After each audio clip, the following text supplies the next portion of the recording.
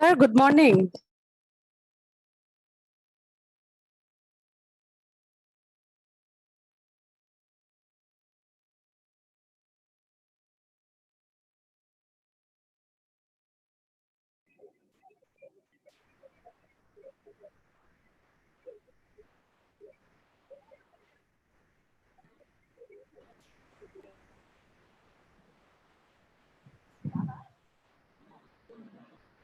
Hello, Nachat.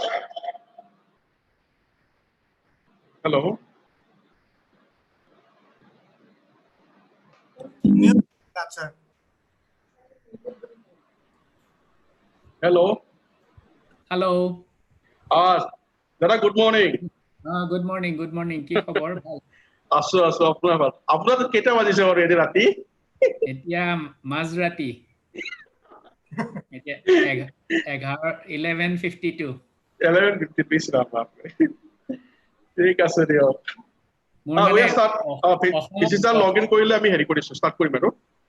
অসমত webinar কৰোঁতে কৰোঁতে মোৰ এতিয়া মানে পুৰা লাইফ সাইকেলটোৱে সলনি হৈ গৈছে। ঠিক আছে। মই ৰেডিমেড ৱেবিনাৰ মাষ্টাৰ হৈছে এতিয়া অসমত। না আপোনাক বহুত ধন্যবাদ আপুনি যে আমাৰ ৰিকুৱেষ্টটো ৰাখিলে। নাই নাই একো নাই। ঠিক আছে।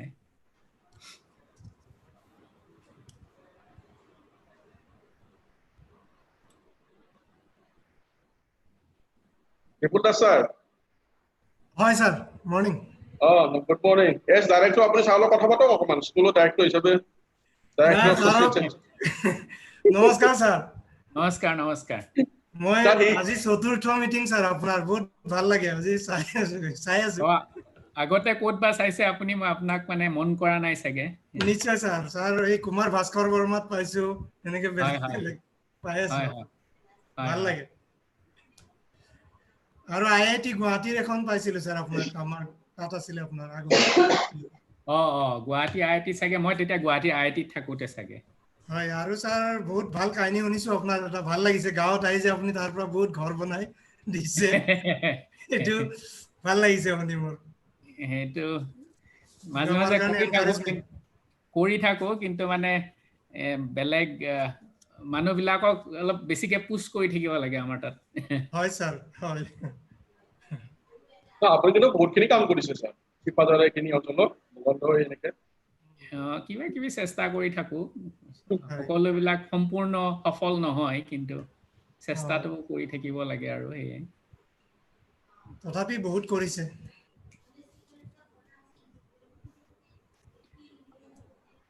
ডক্টৰ দাস আপোনাৰ ঘৰ ক'ত?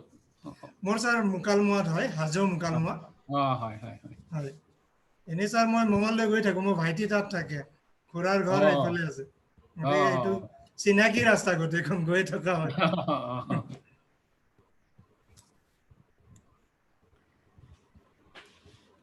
আৰু মোৰ এজন স্যার আমেৰিকাত আছে এতিয়া ভাইটি তেওঁ আমেৰিকা বেংকত কৰে তাত। আটলান্টাত থাকে। আটলান্টাত থাকে নেকি? হয় স্যার। সেইকাৰণে টাইম জোনটো গম পাও অলপ আপুনি যেটো কৈছে হয়। তাহাঁতৰ মোতকেও অলপ আগবঢ়া মানে এতিয়া তাহাঁতৰ তাত 1টা বাজিবৰ হৈছে হয়। হয় স্যার। মই এনেই অলপমান দেৰিকে থাকো কিন্তু এই যোৱা 1টা মাহত মানে এই ৱেবিনাৰ কৰোতে মোৰ অলপমান সময়টো সেই শুতে গৈ 3টা মান বাজে কিন্তু এই মাহৰ পৰা আৰু কৰিব নোৱাৰিম আমাৰ ক্লাছ বিলাক আৰম্ভ হ'ব। হয় স্যার।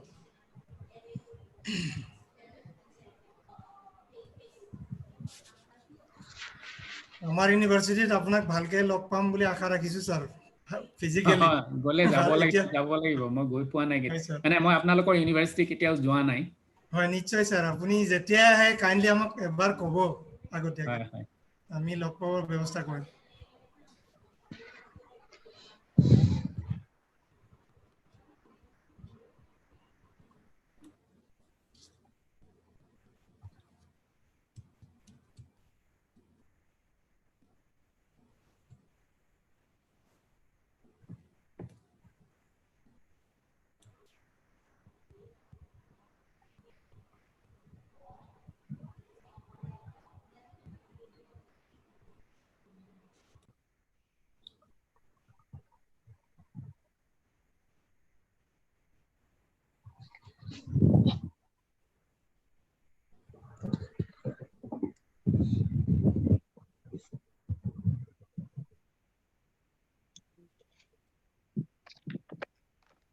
সিগন্যালটা দিব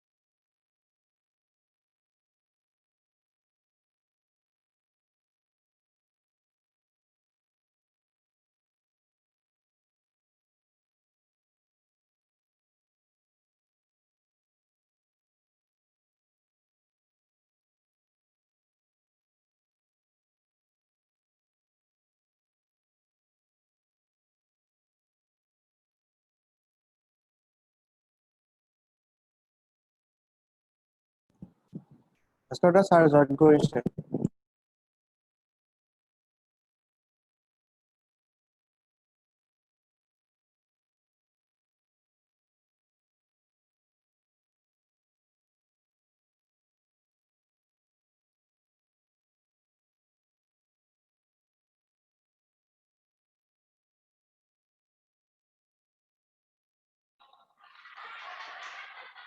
Sir, good morning.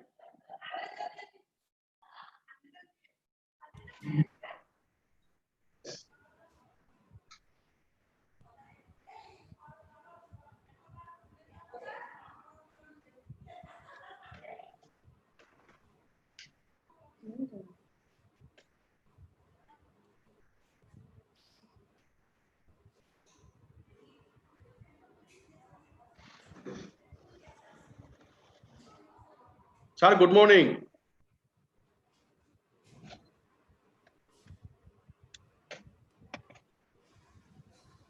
নবাংকুৰদা কোৱা ভিচি ছাৰ জইন কৰিছেনে কৰিছে শ্ব' কৰা নাই ছাৰক পাৰ্টিচিপেণ্টছৰ হেৰিটোত sir ওলাই গ'ল নেকি তাকেতো আছে sir অডিওটো কানেক্ট কৰে sir Oh, sir.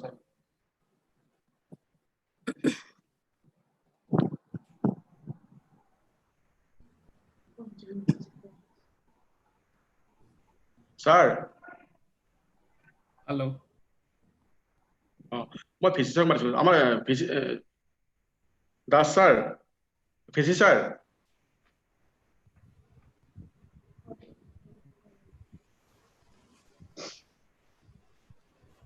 Askota sir audio connect হোৱা নাই অডিওটো কানেক্ট হোৱা নাই ন ফোন কৰিব পাৰি নেকি ছাৰক শৰ্মা ছাৰ এটা ফোন কৰিছে ফোন কৰি দিবা ছাৰক।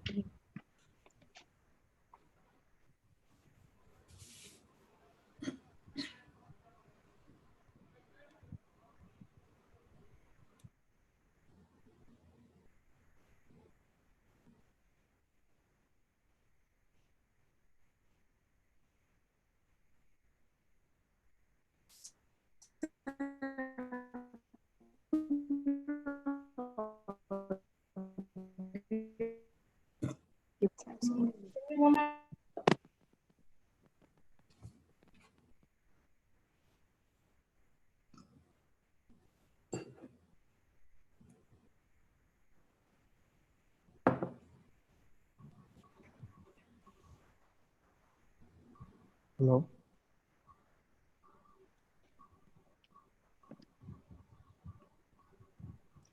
not sure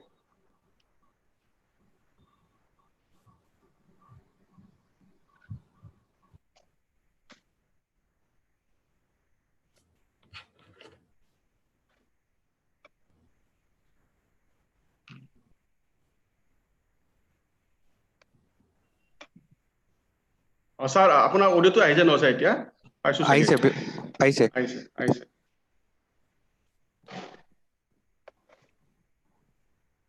You can start, Bhaskar da. Oh, thank you. Good morning, respected all participants, respected Vice Chancellor sir, respected Professor Nath sir. So we are going to start this webinar on a very important topic, revamping the economy in the post-COVID era. We have all seen the impact of COVID-19 in our daily lives, in our social lives, in our economic and political lives as well. So there has been many global discussions regarding this impact of COVID-19. And we thought that why not our university also make a very important discussion on this topic, particularly with reference to our state. So we have invited as resource person, Professor S.K. Nath, Professor Hiranya Kumar Nath from Sam Houston State University, USA. And he has already, many of you have already noticed him in many webinars.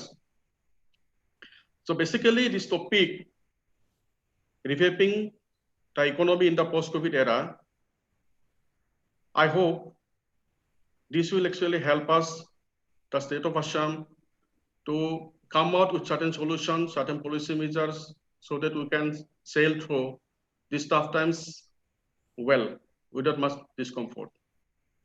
Now, we have all seen actually what has been the impact on our lives, particularly on the downtrodden section of people, like the migrant people, the daily wage laborers, the petty traders. So all these have actually have really shown what impact it has. So I will not talk much on this topic, but I just recently read a book on this topic written by, actually it was an edited book by Richard Baldwin and Beatrice Welder de Moro, published by ACEPR Press UK, and this book is actually freely downloadable. The name of the book is Economics in the Time of COVID-19. So there are total 14 chapters, and in one of the chapters entitled The Economic Impact of COVID-19, Professor Warwick McCubbin and Rosen Fernando, they have written a paragraph, and I just quote this paragraph. In a strongly connected and integrated world, the impacts of the disease beyond mortality, that means those who die, and morbidity, that means those who are unable to work for a period of time, has become apparent since the outbreak. Amidst the slowing down of the Chinese economy with interruptions to production, the functioning of global supply chains have been disrupted. Companies across the world, irrespective of size, that are dependent upon inputs from China, have started experiencing contractions in production. Transport being limited and even restricted among countries has further slowed global economic activities. Most importantly, some panic among consumers and firms has distorted usual consumption patterns and created market anomalies. Global financial markets have also been responsive to the changes, and global stock indices have plunged. Significantly, this book was written in March 2020, when COVID did not actually make any impact on the Indian economy, and in many of the countries as well. So the situation is much worse since then. And with this brief introduction on the topic, I now request our Vice Chancellor, Honorable Vice Chancellor Professor Kondapur Das sir, to kindly inaugurate this webinar. Professor Das sir.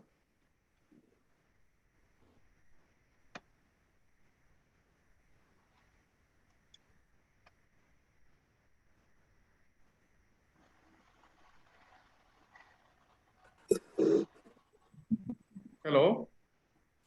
I think sir audio connection lost hoise. So let us wait for a minute. Actually, there will be some technical glitch from SARS end.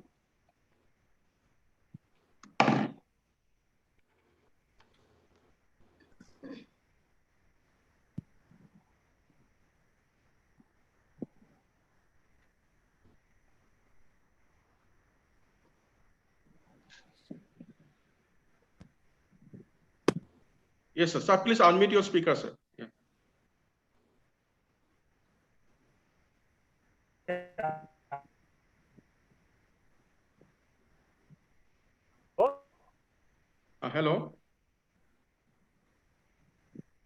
You can hear me? Sir, voice is not Can clear you hear actually, me? sir. Yeah, it's clear now. Yes, sir. Yes. Okay, okay. Now, in fact, good morning and to all of you, and good morning or good evening to Professor Nath. I don't know, because if you're in US, definitely good evening. I apologize for a bad internet connection, because in fact I'm traveling to a place and I'm on the car actually. So in between there may be some disconnection with the net. I apologize for that. But nevertheless, I wanted to take part in the program, and definitely that's why I decided to log in. I thank you, our organizer, for giving me this opportunity to be a part of this important webinar, because as far as I understand, organizing this kind of webinar in today's context is very relevant and important for us, and as well as for the state. Since the last year, end of last year, or beginning of this year, since the day first lockdown was declared in the country, the economic activity in all sectors of our life has been slowed down, or somehow maybe it's been interrupted. Now, for me, since I'm not a student of economics, I cannot definitely speak in that specialized language of economics. For me, I normally understand economics as a student of literature through fictions. So my understanding also is basically of a layman. But nevertheless, as a layman also you understand, and we can feel that how economic activities have been slowed down, how it has affected the people at large, especially the population, the marginalized population, the vulnerable population, and COVID-19 has almost crippled the economy of some countries, and also maybe to some extent, not fully, at least partially, in our country. So in that context, the challenges for us is to revamp the economy when we realize that if not slowed down, but we have already learned to live or coexist with COVID-19. So since the WHO declared pandemic, there is a feeling that economic activity has gone down, lockdown has started, people are suffering in various ways.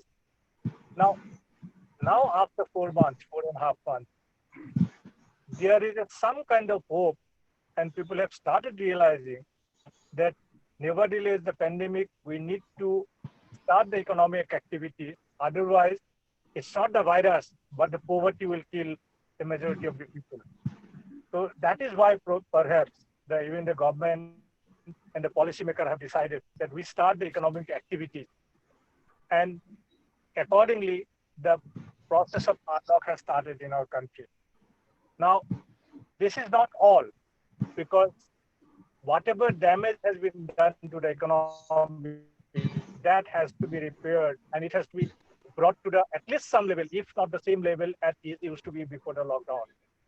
So revamping the economy is a big challenge, and I think the ways and means how to do, how to behave, what policy we should take, all these issues needs to be discussed and deliberated by the academic community and the economic experts.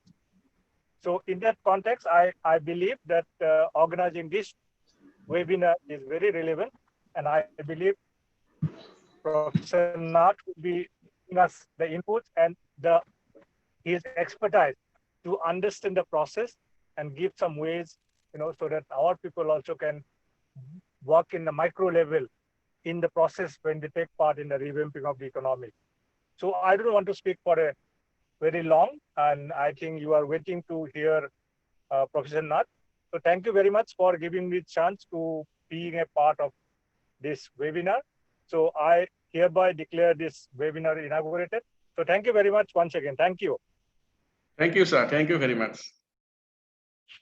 And in fact, actually, Professor Kontapadas, our Vice Chancellor, has been very helpful and supportive to organize these events. He always gives us morale and motivation to organize these activities.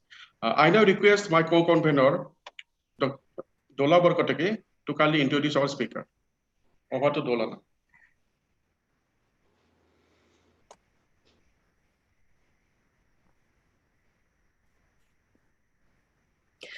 Thank you, Dr. Sharma. It is indeed an honor for me to introduce an intellectual like Professor Hiranya Kumar Nath, sir. Hiranya Kumar Nath, sir, is a professor of economics at Sam Houston State University, Texas, USA. He is also an adjunct professor at Tezpur University, Assam, and an academic editor for economics at PLOS ONE. Professor Nath held visiting positions at the Indian Institute of Technology, Guwahati, and the Queensland University of Technology in Brisbane, Australia. He also taught at St. Andrews University in Osaka, Japan, and China University of Mining and Technology in Beijing, China. Professor Nath's research interests include macro and monetary economics, information economy, and various issues related to developing and transition economies. Dr. Nath has made immense contribution to the field of research and has numerous publications in highly reputed journals. He has earned his PhD in economics from Southern Methodist University, Dallas, USA. Professor Nath attended the University of Delhi for his bachelor's and master's level education in economics. He earned his MPhil degree from Jawaharlal Nehru University, New Delhi. He has traveled extensively throughout the world, visiting universities, presenting his research, and teaching students. Professor Nath, it is a pride for us that he is from Assam. He hails from Mangaldoy and was mostly raised in Thelamara, Sonitpur district. He established the Assam Scholarship at Sam Houston State University to create awareness about Assam. He works with rural communities in Assam to create an enabling environment for individual as well as collective peace and prosperity through the Good Neighbor Initiative. It is indeed a privilege to have Professor Nath sir amongst us today, and we look forward to an enriching deliberation from him. I sincerely thank him for giving us his valuable time, despite it being midnight, might be in his place. We are really thankful to you, sir, for your consent. And with this, I request you to take over. Sir, please.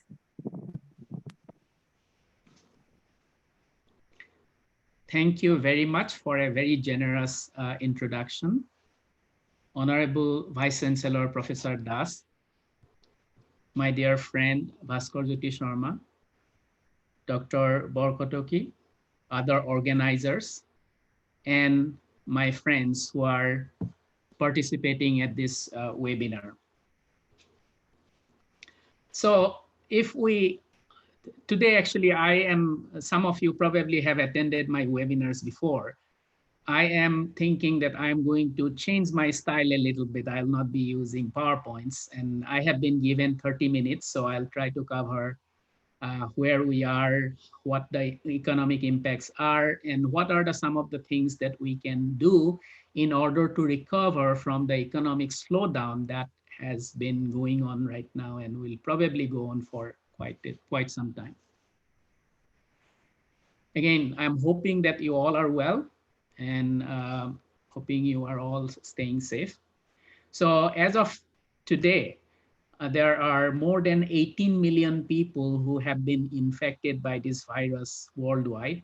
And out of this 18 million, more than 18 million people, about 7 lakhs have lost their life If you look at the Indian scenario, about 1.8 million people have been infected. That means 10% of the total number of people who have been infected worldwide are in India. But in terms of death, we have lost more than 38,000 Indians to this virus, and that is about 5% of the total worldwide deaths.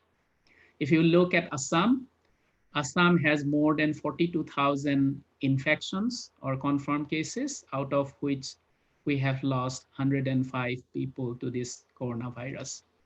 Over time, what we have observed that the death rate has declined almost everywhere, and that may be a result of several things. First of all, uh, the scientific community and the public health experts probably have understood the virus a little bit better.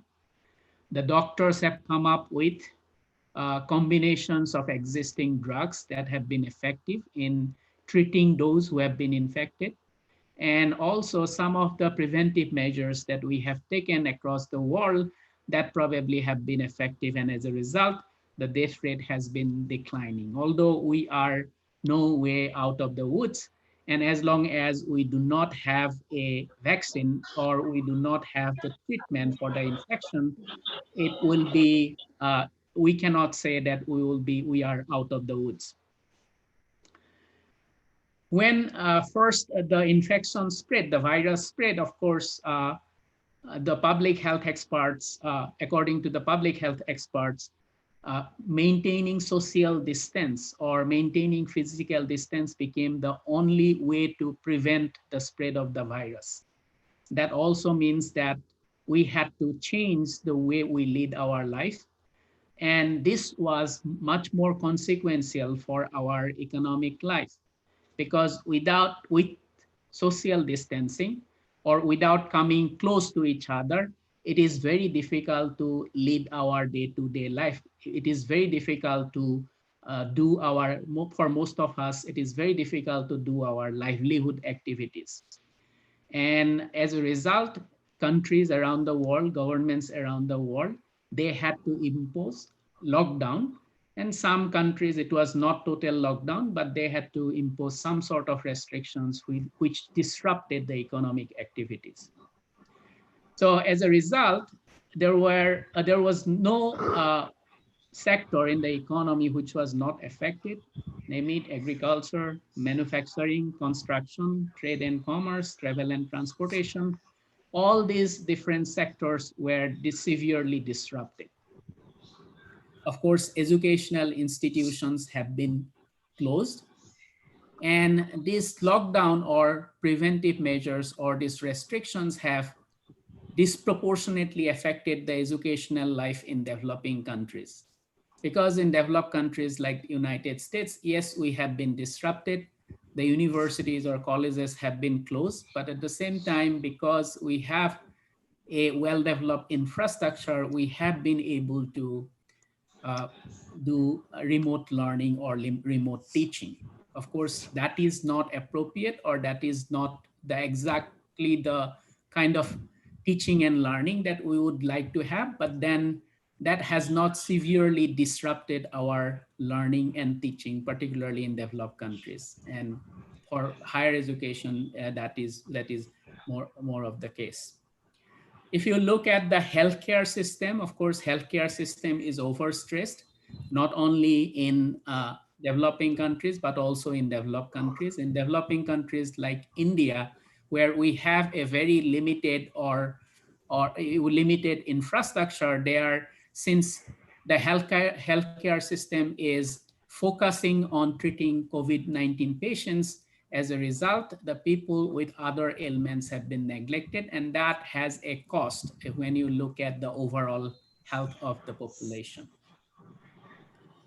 If you look at the government sectors, of course, governments at all levels, they are facing large fiscal imbalances. Their revenue income has been low. At the same time, their expenditure has gone up, and that has created a large budget deficit. And going forward, that will be problematic, and that will severely restrict the ability of the government to come up with or to go for policies which will help the economy in the long run. Now, realizing that it will be very difficult to keep the economy under lockdown for a prolonged period of time, almost everywhere in the world, the governments have allowed the economy to restart or reopen to some extent or to a large extent in some places, depending on uh, what is the extent of spread of the virus. Of course, politics also has played a role in many countries, including in the United States. Now, going back to India, so in case of India, I think we are already in an economic crisis or economic recession. The thing that is different for India when I compare it to the United States is that when United States economy was hit by COVID-19, the economy was very strong. The unemployment rate was all-time low, below 4%. In fact, it was 3.6%. And the economy was growing in a very robust way. But we cannot say that for the Indian economy because just before it was hit by the COVID-19 pandemic, it was already slowing down. The growth rate had slowed down to about 3% in the first quarter of this year. The unemployment rate went up. Even the budget deficit, government budget deficit also was rising to more than 4%, which is higher than the recommended 3% budget deficit. So now, that obviously will have an impact on how this lockdown, these restrictions, this infection will play out in terms of economic outcomes in India. Now, according to IMF outlook, by the end of this year, 2020, Indian economy will shrink by 4.5%. For the global economy, according to the projection, it will be about 4.9%. Of course, they predict a positive growth in 2021, but these projections are always based on some assumptions which may or may not be true. So these things can change, or these projections can change, as this is an evolving situation. Now, how deep the recession will be in India will depend on a number of factors. First of all, it will depend on how long this spread of the virus continues, right?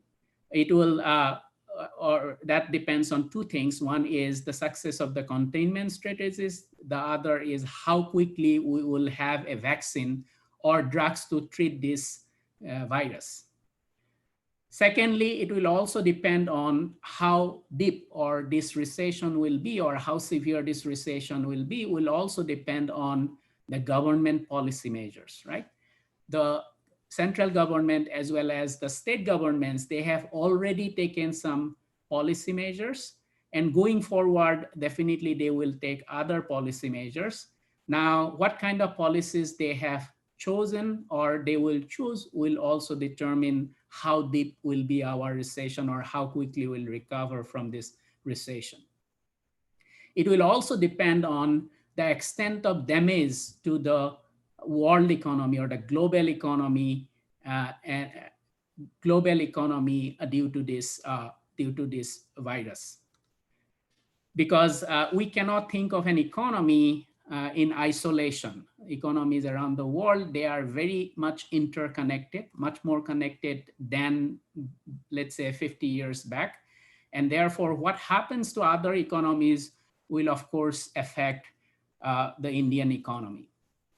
Now, in terms of the long-run disruptions or impacts, of course, the fact that our educational institutions are closed, our health system is overstressed, that is affecting our human capital accumulation. And I, as an educator, I'm really worried about this disruption to education or disruption to this human capital accumulation.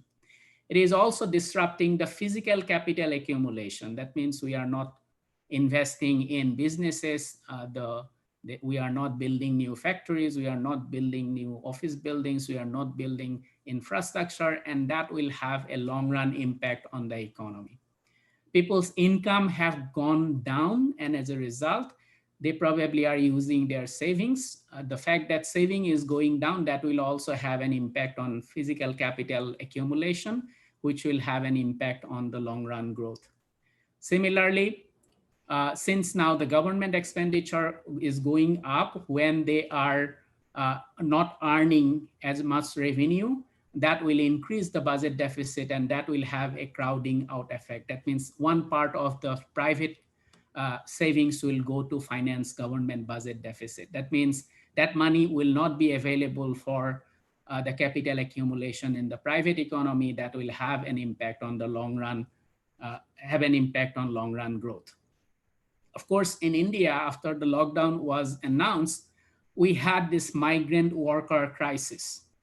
They were left to themselves, and they had to come back to their home states.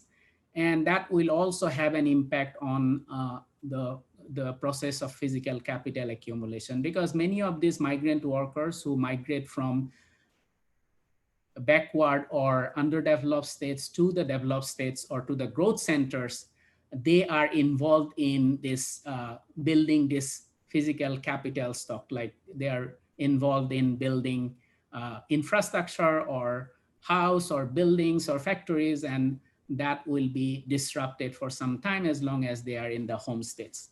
So all these things will have give a very grim scenario for the economy going forward. Of course, there are social costs associated with this disruption. Well, there are mental health issues. Obviously, there have been some reports that the number of people who are in depression, committing suicide has gone up. And that is happening not only in India, everywhere. There is a higher number of domestic violence cases. Of course, going forward, when there will be economic hardship, that may also lead to more crimes. And those are some of the social costs that we are facing at this point. Now, how do we recover? So what are the things that we can do or the government can do? Of course, it is not only up to government, but we will all have to do our parts so that we can help recover from the economy, not only recover from this recession, but also we become stronger. And in a way, the positive things that I can see in this whole episode or in this crisis is that this crisis has actually revealed the fault lines of our economy, our society, our institutions. And in a way, that is a good thing as long as we pay attention, and when we try to recover from this crisis, we pay attention to those, we try to correct them. So I will talk about some of those in this part of my lecture. So as a macroeconomist who look at the broad picture and who always is think in terms of the fiscal and monetary policy, of course, in order to help the economy recover from this slowdown or the recession, the government will have to take help of fiscal and monetary policy. Already the government has done some of it. The Reserve Bank of India has already injected a lot of liquidity into the system. Similarly, the government has announced this total package, including the RBI measures, is about 280 billion US dollar, which is about 10% of Indian GDP. Now, whether it is the correct amount, correct percentage, it is hard to say. Again, as I said, since Indian economy was already in trouble, so there are some disadvantages because there is a scarcity of resources in the hands of the government, and therefore also in terms of the policy options, the government has limited policy options. Now, although the RBI did the right thing by injecting all the liquidity into the system, that has not been working well. And that means the idea is that they will inject money into the system and that will go to the people, to the businesses where money is needed, right? That is the credit channel. But that credit channel has not been working primarily for two reasons. One is, of course, the banking system is not working 100%, right? In many places, in fact, banks are closed. Secondly, the most importantly, the banks are also behaving very risk aversely. They are being very risk averse, and that has to do with the crisis or the problem they had prior to COVID-19 crisis. So the banking system was already in trouble, and the regulations that were imposed on the banking system, because of that, they are being very risk averse. They don't, although they have the reserves, they have the money from the central bank, they are not willing to give out as loans, and that has been a problem in this process.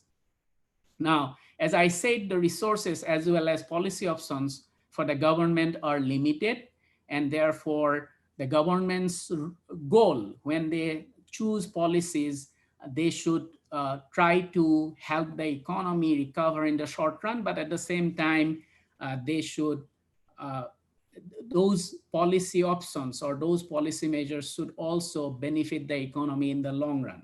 So one example would be, for example, if government spends a lot of money on infrastructure projects, right?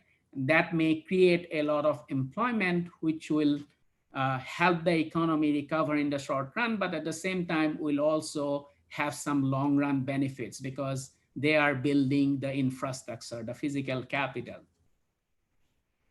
Now, when the economy will reopen completely, and now it is partially reopened, but when they will reopen completely, of course, some of the activities will come back very quickly, okay? But some others will need some help.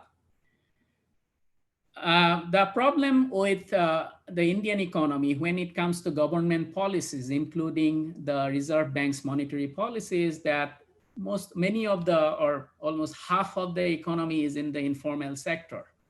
For example, the small traders, the small businessmen who probably run a small store in your town, he or she is in the informal sector. And as a result, although money has been put into the system, he or she may not be eligible for getting the loan, right? And that is a structural problem that we have in Indian economy. So there may be money coming from the government, but that money will not go to the people who need them most because they are in the informal sector and they are, for various reasons, they are not eligible for the loans or for the help. Now, when we talk about the educational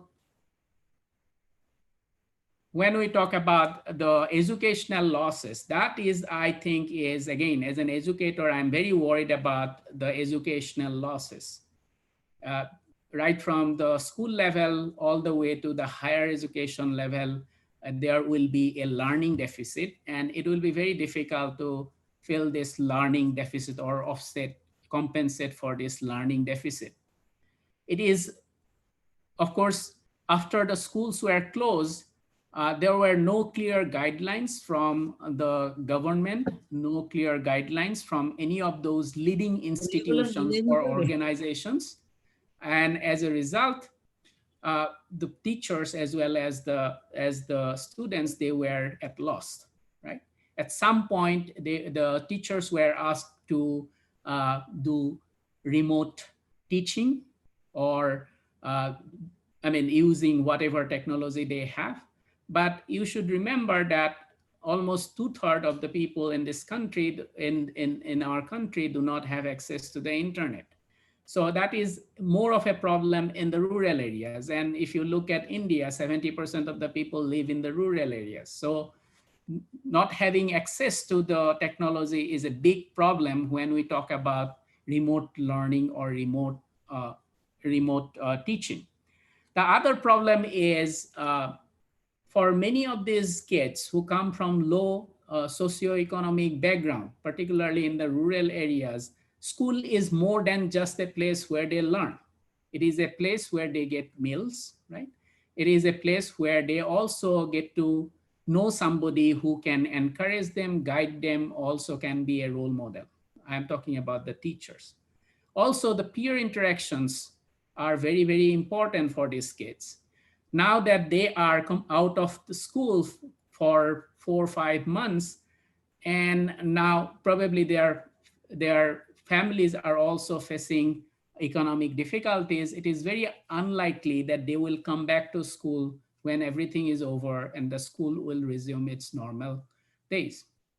And that would be a big problem because it will lead to a increased inequality, socioeconomic inequality.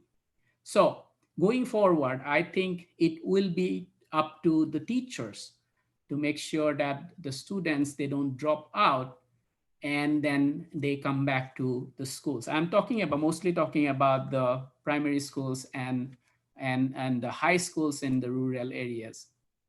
Of course, in the higher education sector also, this remote learning, remote teaching is not working. Again, access to the internet or the technology is a problem. The other problem is many of the teachers, they are not digitally literate. So as a result, they may have access to the technology, but they don't know how to use it.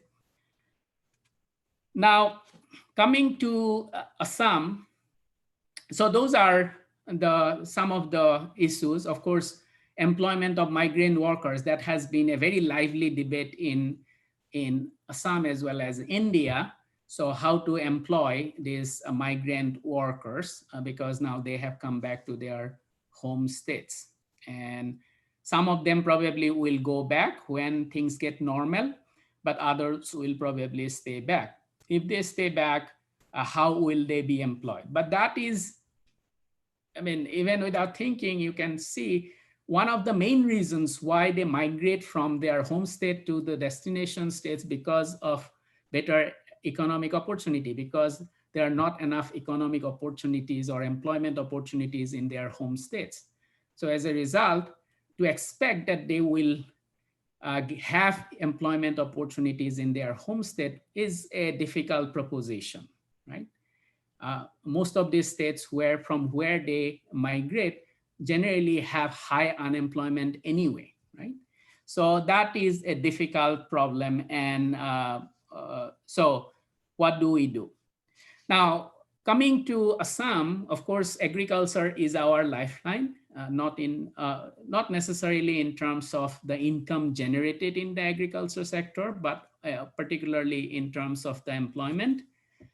And Assam agriculture, although a lot of people are employed or that is their livelihood, but we generally are not producing a lot of access for the market. So it's not a market-oriented agriculture sector. And the other problems are our agriculture. Every year we are hit by floods. Even now, this year, in a way, when the economy was hit by the COVID-19 pandemic, that was kind of not a very busy season for the the farmers or the agricultural workers, right? That was in March, April. So they are getting ready for the cropping season, which starts generally in April. But then once it started in April, now Assam has been, in many of the places, has been hit by by floods several times. And so it is not necessarily COVID-19 or the lockdown due to COVID-19, but the natural disasters that we face. And that is a very common phenomenon in Assam. So in terms of loss due to COVID-19 or due to the lockdown in the agriculture sector, I'm not sure. It probably will not be very significant, right? Purely due to the lockdown or the COVID-19. Of course, because trading is not taking place. For example, generally the people in the village, whatever excess they produce, they will take it to the nearby weekly bazaar or hut, right?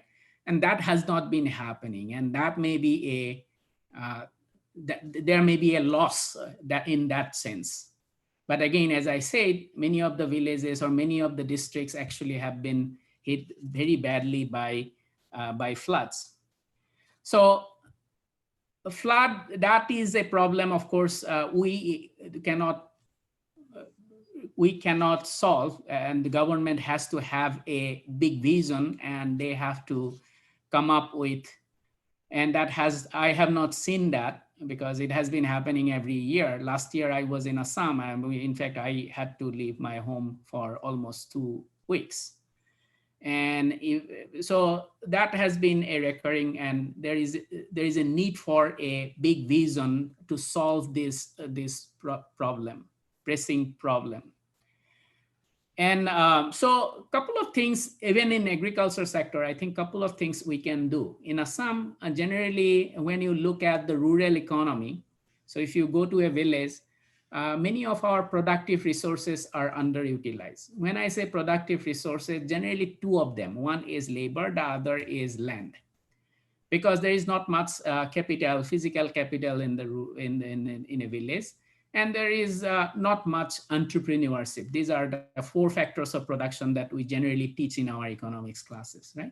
Out of these, there are some abundance of land and labor in the village, but they are underutilized. For example, a typical village, you will not see multiple cropping. So some part of the year, the land will remain unutilized. Similarly, if the land remain unutilized, most people are also kind of underutilized or unutilized, right? So that is a problem. So going forward, when we think about like how to strengthen our rural economy, and when I say rural economy, a big part of rural economy is the agricultural economy, we should seriously think about intensive farming, multiple cropping, so focusing probably on some of the crops that grow in the winter season. So those are some of the things that we need to think about. And of course, the farmers, the people of Assam, they will have to think about it. At the same time, government will also have to provide the necessary help and the incentives so that people take up those activities. Also, there is a need for scaling up a variety of allied activities. These are agriculture plus other activities like livestock farming, dairy farming, horticulture, pisciculture, floriculture. And they have a lot of prospects, I would say. Now people are talking about, the government has been talking about this ACTIS policy for quite some time now. So the expectation is that under the ACTIS policy, there will be better connectivity with the countries in the Southeast Asia.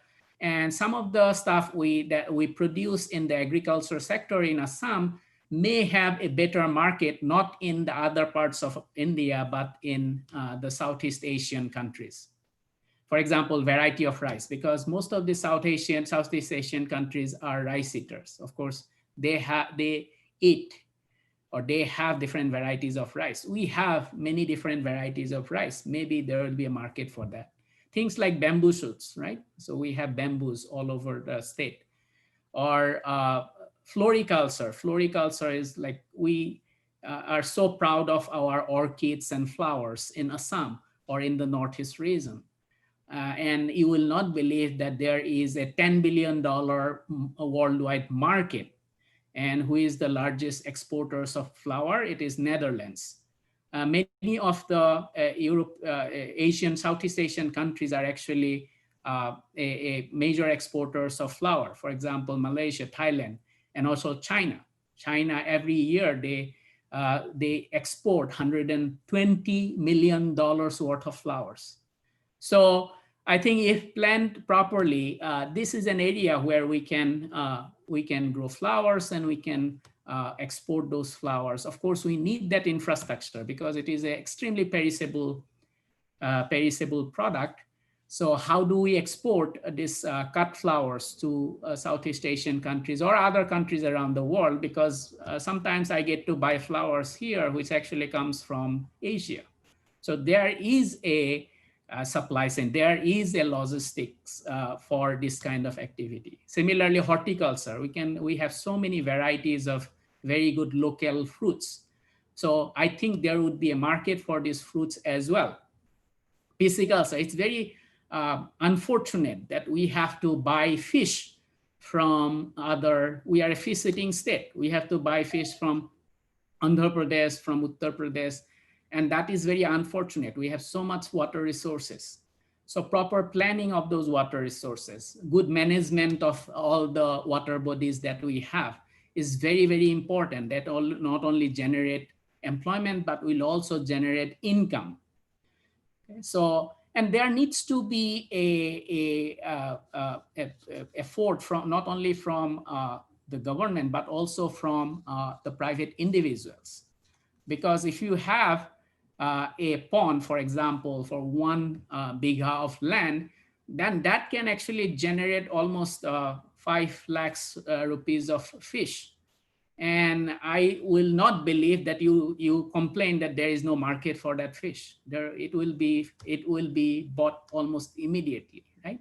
So those are some of the areas where we need to think it through. Again, it is very good that dairy farming is coming up, at least in some pockets of Assam.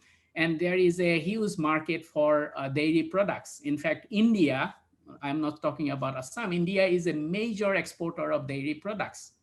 India is also a major exporter of meat.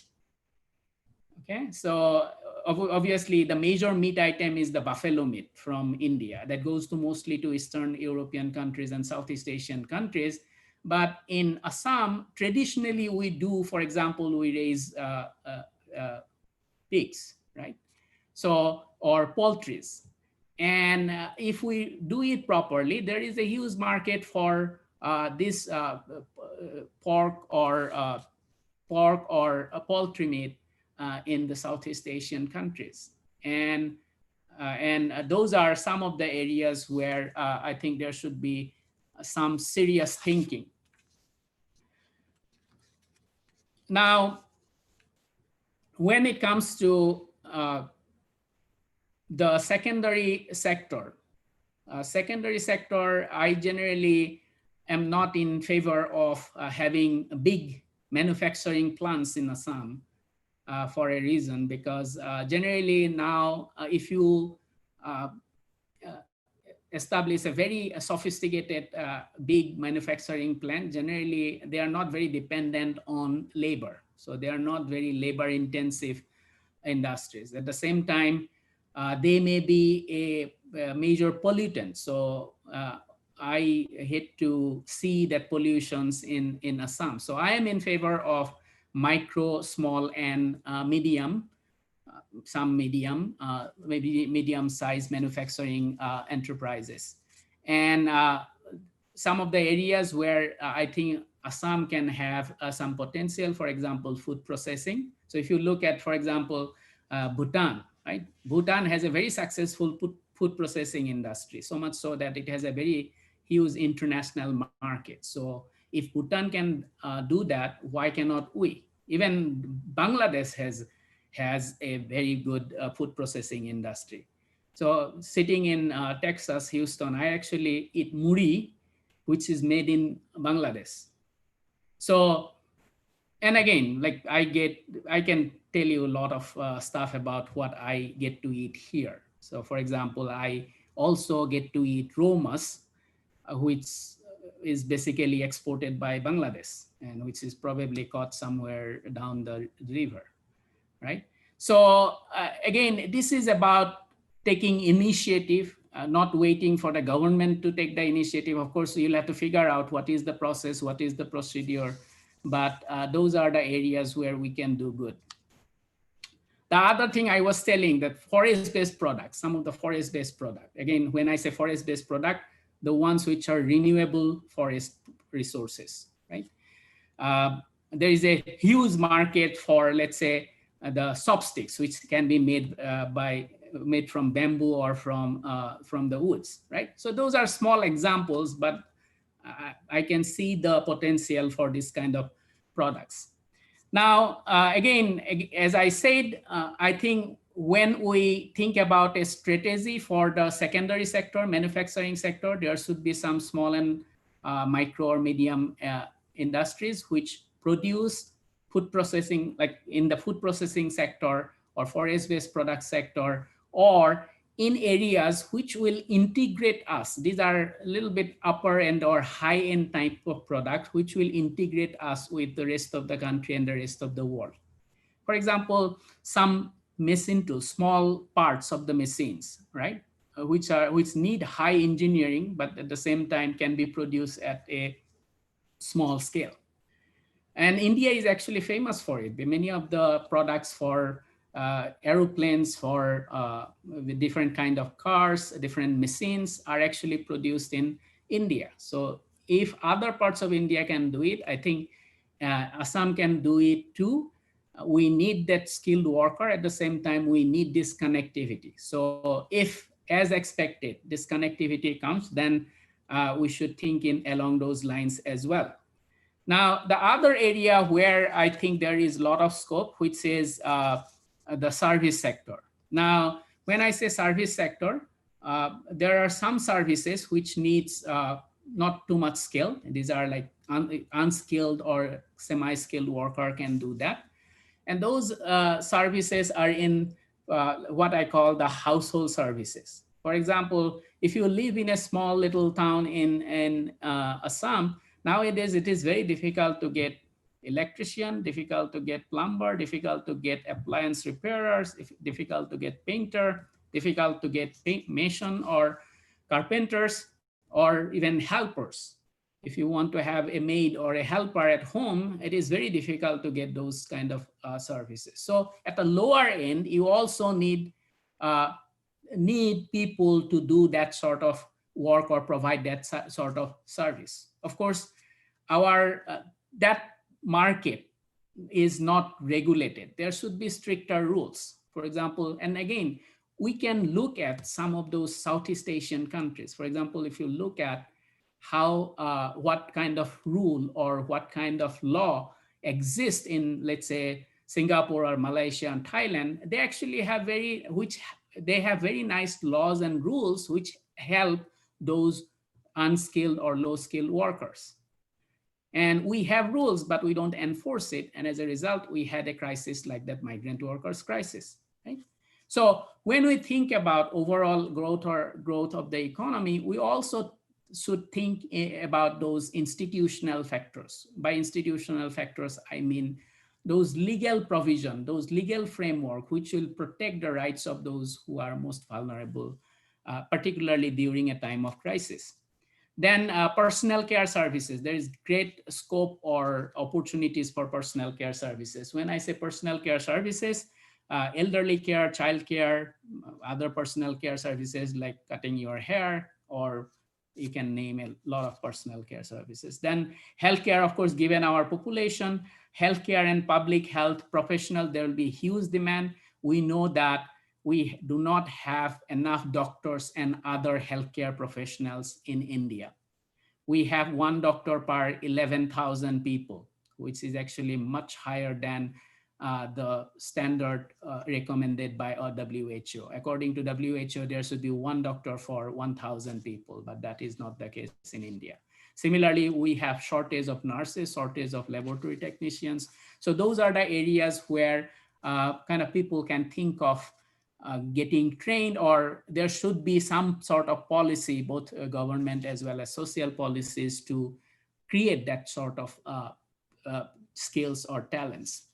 Then higher education, of course, higher education has a lot of potential. Medical care, healthcare has a lot of potential in Assam and Northeast. And particularly this becomes more important when we think about this greater connectivity with Southeast Asian countries. So our higher education institutions are mostly very regional. So we don't look beyond Assam, do not look beyond the Northeast. But there is a demand for higher education beyond the borders, in Myanmar, in Laos, in Cambodia, in Thailand probably. And we should take advantage of those. Our advantage is that we can speak or we learn English, and English can be a money-making machine. I'm telling you, there are a lot of not very high in jobs, but which are based on your English language skills, which we can do,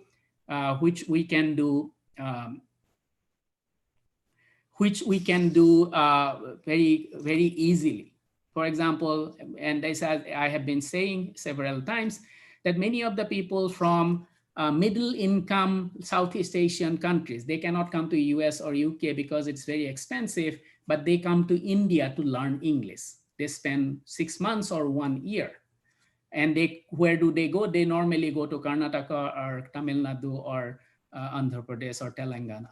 But we have that sort of knowledge, that sort of skill. Why cannot we bring these people to come and learn English in Assam? There are a lot of other English language-based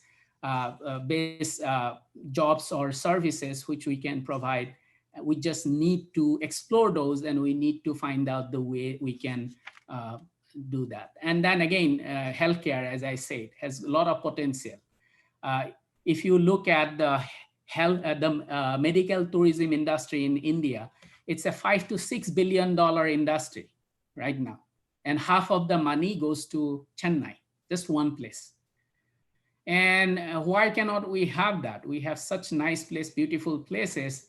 They can come for medical treatment. At the same time, they can enjoy the nature, and they can go back, and probably our doctors, our hospitals will be able to provide the service at a price which is lower than even Chennai. So again, we need very strategic planning. We just cannot just keep saying that, oh, act this policy, because of that we will have great potential, blah, blah, blah. That will not help us unless we are proactive. And well, the responsibility does not end with the government. It also goes to everyone who are sitting here or kind of listening to me. Education, of course, now going forward, as I said, again, this is something that I'm really worried about. We need to really, these universities, the boards and the councils, they should take a lead. And they should be prepared in such a way that if another crisis comes, our students, our kids do not have to suffer. And they should work on a plan in a very collaborative way. Why I'm saying that the university board and council should take a lead, because they need to make sure that the quality is not compromised, right? For quality purposes, we cannot just let everyone to create learning and teaching materials, right? And therefore, the universities and the boards and councils should take the lead. I think I'm a little over my time, so I will just stop, and I will look forward to any feedback or questions. Thank you. Thank you, sir, for your very thought-provoking and nice interactions. In fact, you have covered all the issues, I guess, in a macroeconomy, right from government budget deficits, functionings of RBI, actually, how it should come up with credit policies. Then also, you have also mentioned about the human capital formation issues, how the impact on education sector has adversely affected human capital formation. And then with particular reference to the state of Assam, you have highlighted certain key policy measures, and these are, I think, very, very much practical and useful for the state, and particularly related to the agriculture sector and the migrant labor. The way you have argued how intensive farming or multiple cropping can help our economy, and particularly the rural economy. And similarly, you have emphasized on other allied activities like floriculture, pisciculture, horticulture. These are very, very important actually, because we have certain inputs, but we are not able to utilize it for proper economic benefits. Similarly, we have also highlighted about the forest-based industries, then certain engineering activities like manufacturing of machine tools, and then about your service sector, even in our household activities, we don't get an electrician or a plumber or a house help. We even suffer for those. But at the same time, you have also outlined the need of certain regulations for these kind of activities. This is very, very important. And again, you have very importantly highlighted the sectors like healthcare and medical tourism. Medical tourism is a prominent sector which we can come up actually. We have not utilized its potential very well in Northeast or in Assam. Similarly, you have to. We always know that Northeast and Assam is a very good place for English speaking, but we have never utilized this for training others. Because as you have already told, that people come to Andhra Pradesh or other states for getting training in English speaking. But this is a very important area where we can explore actually. So with this actually, there are certain questions in the chat box, and people also had a very good feedbacks on these presentations. Some said they're very thought-provoking, wonderful sessions. And I recorded certain questions. I first mentioned these questions, then we can get direct questions from the participants. So some of the questions are, it was by Professor from Nirmali Malakar. She actually asked, is there any possibility to grow up agriculture-based industry in different sectors of Assam more and more to revive economy? I think you have already talked about these issues. So I think it's already been covered. There was another question by Professor Nivani Fukam from KK Hendricks. He told actually, respected sir, please suggest how we can assist our people and learners concerning a sustainable livelihood following the motto, be local, grow or produce local, and sell local, but go global with the local. So sir, please, if you want to comment anything on this question.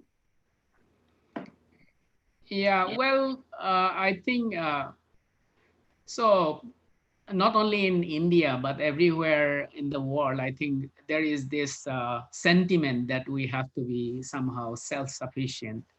But given the complicated global value chain or the supply chain that we have created over centuries, I think it will be very difficult to be just, I mean, self-sufficiency should not be interpreted as being isolated. So we cannot really ignore or avoid being interconnected with other countries or other parts of the economy. I think the way I interpret this Atmanirbhar Bharat uh, or this self-sufficiency sentiment that has been articulated even by politicians is that you have to be self-sufficient in the sense that when there is a crisis like the one that we have faced now, right? You have to be able to sustain on your own. And in normal times, you should have very robust interactions with the world, with the other parts of the economy. So that's how I interpret it. And I think that is the more prudent way or pragmatic way to do it. Because if you give the wrong signals to people that, okay, so we want all of a sudden you start producing everything to be self-sufficient, that should not be. I think comparative advantage still is a very, very powerful force and can be very, very helpful for the overall growth of the economy. And so yes, as I said, particularly in Assam, there are a lot of resources which are unutilized or underutilized. And there are reasons. I think some economists have seriously thought about those, and there are more scope for research, of course. But one of the reasons is that if you look at the society in Assam, compared to some other parts of India, at least until recently, we had very low inequality. And sometimes inequality, it is a desirable aspect of the society, but at the same time, sometimes it is not good for growth. There is a big debate, big literature on how inequality affect growth or growth affect inequality, right? So that as a result, so what has happened, we are not very proactive. We are not there are a lot of resources which are underutilized. So going forward, because now our population is not the same as the population 50 years back, because when British actually came to Assam, you probably all know that Assam actually has only 6 lakhs population, right? And now it is almost 3.5 crore, right? So it's a huge, and it's growing. So when it grows, of course, it will put pressure on resources, and by resources, mainly on land. So if you want to have a very good livelihood, or you want to sustain in this kind of environment, of course, you have to be smart. And that's where intensive farming is important. That's where multiple cropping is important. And I'm very happy that some of the actually very educated people have taken to agriculture. I mean, I can name some of them who actually was my junior in Delhi University, like Puspo Dardas, and then Nilam Datta. Those people, yeah, they have taken up and they have done it in a very scientific way. They are kind of doing intensive farming. They have used scientific knowledge, and that is a good sign. And I hope that more and more people, young people, will follow their path, and that will help the economy. Thank you. I cannot hear you. Okay, thank you. Yeah, it was just muted actually. There were some other questions, but I think this has been addressed in your lecture, so I will just skip those. And certain questions were basically migrant labor and agriculture sector. This has been taken up. So there was another question by Samir Barwa, and his question is how to come out of the informal sector. Out of the MSME, the distribution of micro sector in Assam is 95.05%, and most unfortunately, 90% is remaining in the unorganized sector. Microeconomy issues of serious consequences. So, do you want to suggest anything for this? Well, again, I think in the very beginning, as I said, being in the informal sector has its advantages or disadvantages. The disadvantages is that whenever there is a government scheme or government policy or bank policy, it is very difficult for the informal sector to take advantage of those government help or policies. Advantage, of course, advantage is, well, they can skip a lot of regulations, or they kind of just kind of work under the envelope. And one of the reasons why we had this migrant worker crisis during this pandemic was precisely because of that, because these laborers, these workers, they actually work informally, and that created problem. At the end, they were not getting any help they were not getting any help from anybody. And that's why we need very strong institutions which can protect these people, which can protect even the small trader in my hometown, the small businessman in the hometown, because otherwise, and this is an institutional failure. We don't have strong institution. For example, even migrant workers, we have some law which was from back in 1970s, but it was never enforced.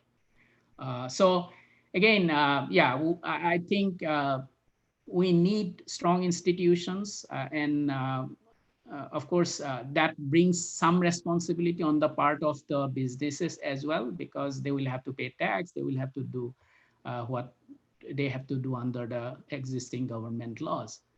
And so I think, yeah, this is an institutional issue that has to be addressed at some point. Thank you. Thank you. Dear participants, you have raised many questions, but also please understand that Professor S.K. Nath, in his local time, it's almost 1 a.m. So I should take only one question now. It was by Nagendra Kumar Jain.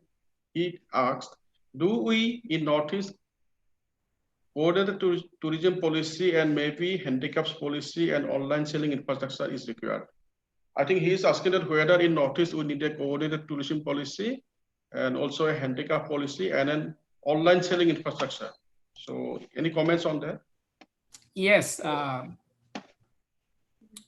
I will have two comments. One is when it comes to tourism, I have studied this tourism sector a little bit. And whenever I think about tourism in Assam or in the Northeast, I also realize that we can develop tourism based on the wildlife, based on nature, but there is a danger. What is the danger? That if we allow mindless tourism in the Northeast, that will really destroy our biodiversity, that will destroy our ecosystem. And therefore, I am not in favor of, I am not advocating mindless tourism in the Northeast region. Do I think it should be promoted? I think it should be promoted, but with a lot of awareness among the people who will be involved in tourism, at the same time with a lot of regulations so that it does not destroy our biodiversity and the ecosystem. That's one. Secondly, online trading or online retailing, I would say, yeah, that is a great opportunity. And I think because nowadays platform like Amazon or Flipkart, they are a marketplace.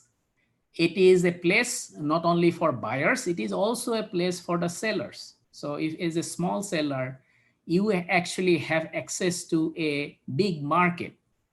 I will give you an example. For example, nowadays the diaspora, right? The diaspora out of Assam in other states in India or other countries around the world, it has been increasing. So they want to buy some stuff from back home. And who will provide those product? Obviously, these online market platforms like Amazon actually has created an opportunity for somebody like my cousin in my village to sell whatever borasal or gamusa or whatever they produce, to sell to somebody in Delhi or Bangalore, right? But the problem is we still don't have that infrastructure, like you have rightly pointed out. Now, how will if my cousin who lives in a small village in Mongoldoi, if he has to use the existing logistic or infrastructure, then his cost will be very, very high. And that is a big problem because he's a small seller, and his profit margin might be very low, or if he use the infrastructure. So yeah, there is a need for developing this infrastructure so that a lot of people in the state can be independent sellers, right? Thank you. It's a very interesting question. It's good. Yeah, thank you. So thank you very much for your kind presentation and interactions. Actually, we could have taken some questions, but as I guess it's been very late on your part, actually. So I now request... You can give me one or two more questions. Okay then, yeah. So dear participants, if you have any direct questions, one or two questions only. Yeah. Hello, Bhaskar.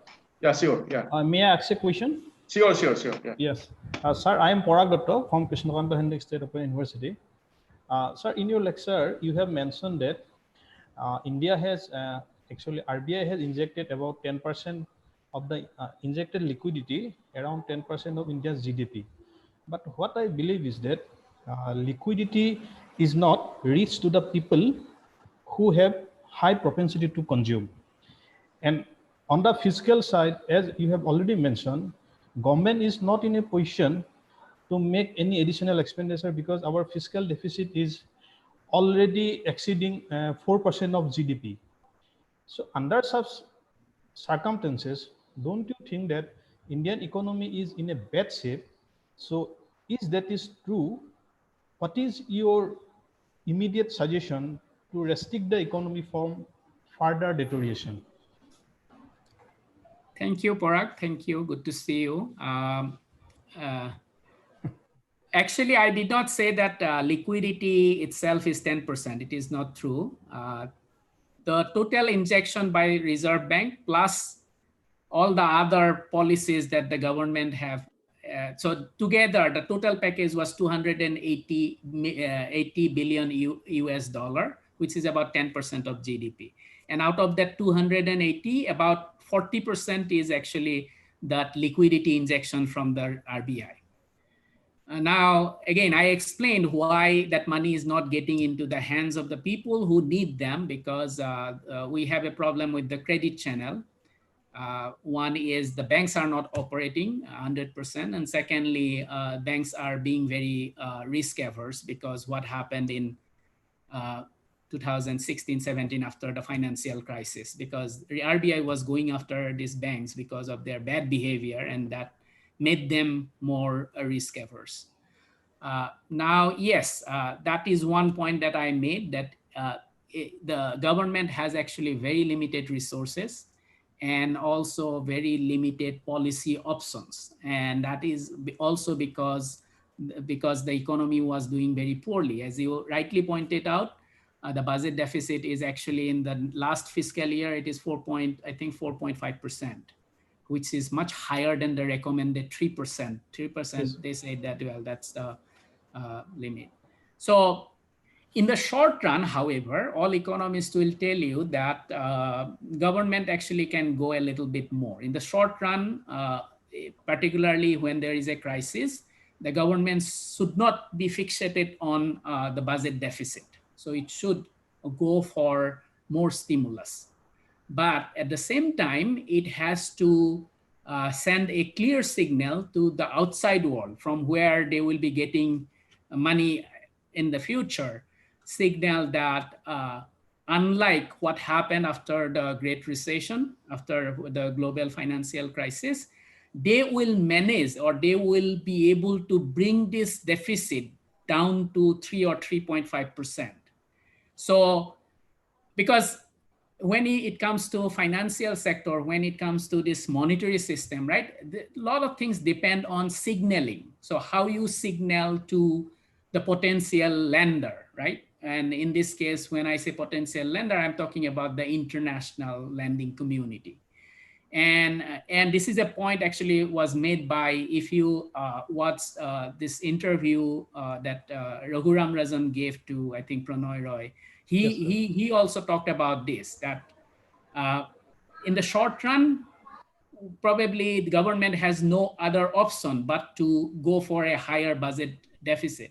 But at the same time, it should go for, it should make it clear that it will not take a long time like it did in the during the global crisis to bring this back. So this fiscal discipline, somehow it will have, and therefore it is very important that the government choose the policy options very carefully. And what I have been advocating is that they have to choose those policy or those measures which will help the economy recover from the downturn. At the same time, will have some long run benefits or long run return. Like at this point, probably infrastructure projects would be one way to go. And that, well, some money has been already spent, allocated to infrastructure projects. So those are some of the things that the government will have to do. There will be a lot of unproductive expenditure as well, because they will also have to support this vulnerable group. Government has done some, but going forward, we'll need more. Yes. Thank you. Thank you. So any other question? We can take one more question. We can take one more question if you have any of the participants. If our participants do not have any other questions, can I just take ask one question to sir? Yeah. Sir, we are deeply thankful to you for your very, very enriching lecture. It was wonderful listening to you.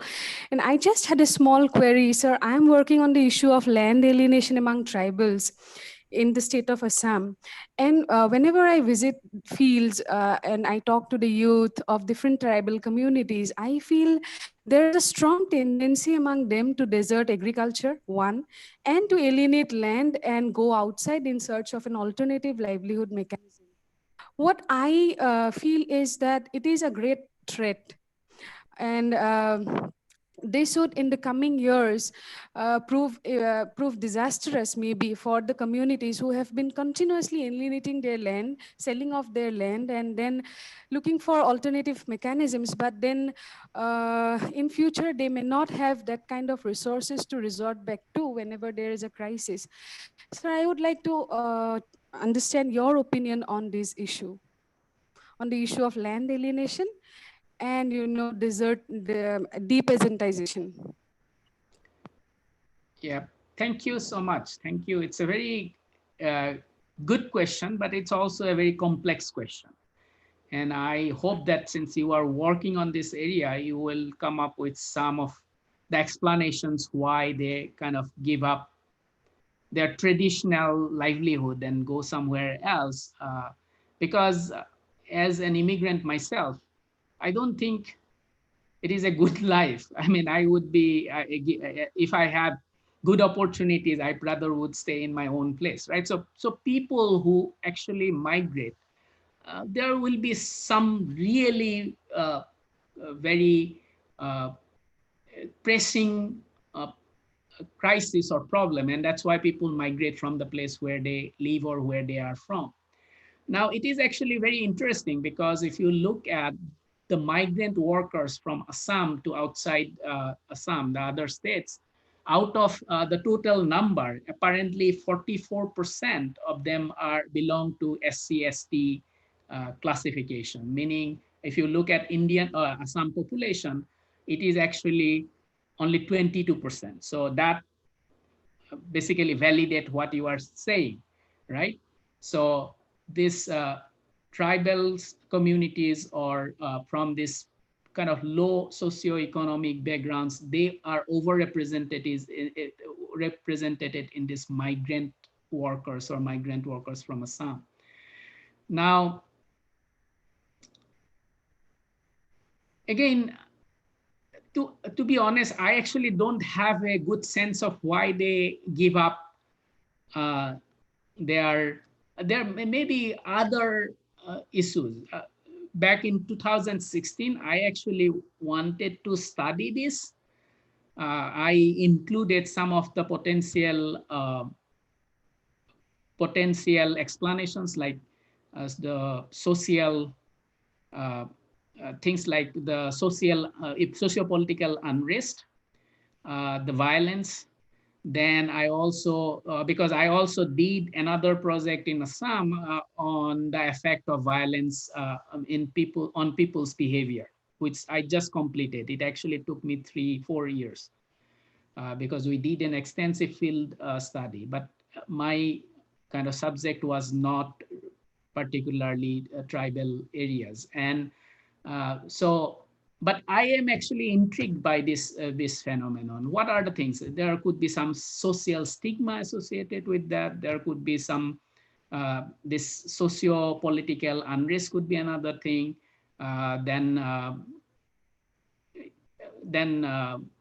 Yeah, of course, economic opportunity is one thing. But again, as you say, when they have their land, why would somebody kind of sell their land in order to go to some places for a 5,000 or 10,000 rupees job, but the cost of living is very high, right?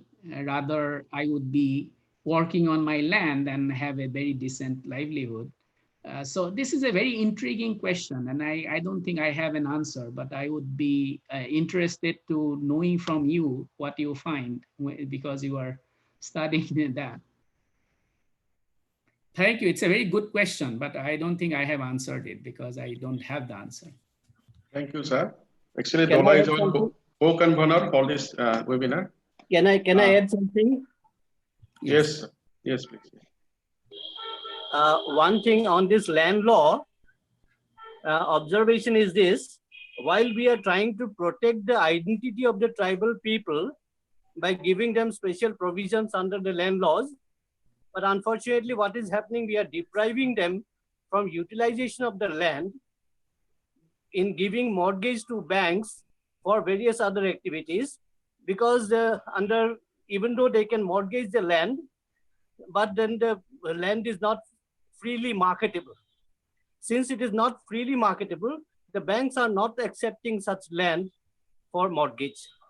And that way their economic upliftment is getting hampered, because it needs to be looked into that while protecting their interest, their identity interest, whether there can be some provisions made so that the land can be freely marketable with certain limitations. Something has to be worked out. Now what is happening, many of these tribal entrepreneurs with whom I am working, they are expressing these difficulties that while at a certain level they are able to get finance from the banks, but when they want to scale up their operations, they are not able to get secure bank loans because the banks are insisting at that time on requirement of mortgage of the land. Yeah, very good point. Yeah, thanks. Thank you, Samir Barua. Actually, he is the former General Manager of Indian Overseas Bank, have an extensive experience in banking. Good to thank meet you. you, Doctor. Good to meet you, Mr. Barua. It's very nice. I am a student now, and thanks to KK Hendrik University, I am carrying out my research work, and in banking only. Why the credit deposit ratio in bank is very low. I am so happy that Dr. Nath, you have spoken about that the banks are not able, the entrepreneurs are not able to raise finance from the banks, even though they have the liquidity and the ability, but there is no willingness on the part of the banking industry to come forward proactively and help our entrepreneurs. This is one issue which we are addressing at different levels. That's true, yeah. Thank you. Good to meet you. Thank you, Professor Nath, for your... I will take your details from Dr. Bhaskar and then... Sure. I will help you. Yeah, sure. So, I thank all the participants and for particularly Professor Nath actually for his interactive sessions.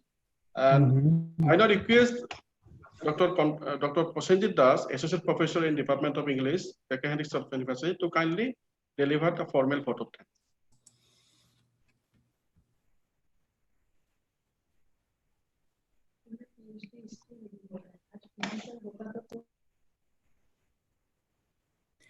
Please I cannot hear you. Your speaker is mute. Okay, can you hear me now? Yes. Okay. First of all, I would like to thank our Honorable Vice Chancellor, Sir, Professor Kondapa Das, who have been very supportive whenever we come up with this kind of a topic, and we request him for allowing us to host this kind of a webinar or conference. So I thank him for his generous support. Then I have to thank Professor Hirennya Kumar Nath from Sam Houston State University, Texas, for his topic, Revamping the Economy in the Post-COVID Era. And I would like to thank you, sir, for, as I was just checking out your timing, it's almost 1:15 a.m., I suppose, or 1:20 a.m. Thank you for keeping yourself awake and just in order to enlighten us and simplifying the things for an interdisciplinary audience. Now, why I am saying this, because I'm from the Department of Literature and I teach literature in this university. My entire research area is literary studies. But when I was listening to you, I had to be glued to the computer screen. So thank you so much for simplifying the things for an audience like. Then I would like to thank Dr. Bhaskar Sharma and Dola Borkotoki for taking up this issue and enabling us to listen to Professor Hirennya Kumar Nath by holding this webinar. I would like to thank the participants, as I came to know that almost 400 registrations were done, which is a huge thing. And I thank all those participants who have been here with us today. And I particularly thank those colleagues who have asked certain very relevant questions. Okay, and lastly but not the least, I have to thank Dr. Novankur Pathak for helping us with these technical issues. And thank you so much, and looking forward to listening to you, sir, again, sir. And we all would like to request the coordinators that even in futures, I think you will be giving us some opportunities to listen to lectures like this. Thank you so much. Thank you. Thank you. Yeah. So actually, we shall try to just draw out our basic policy prescription and we'll submit to the government very soon. Thank you. Yeah. Okay, so with this actually, and with a thank to Professor Nath again, it's a close now. Yeah, the webinar is closed. Thank you so much. Thank you. Thank you. Yeah. Nath sir, thank you so much for your time. Thank you. And excellent deliberation. Thank you so much. I'll see you all in person in your campus. Come, sir. Yeah, please come. Thank you, sir. Thank you. Bye-bye. Bye. Thank you, sir. Bye.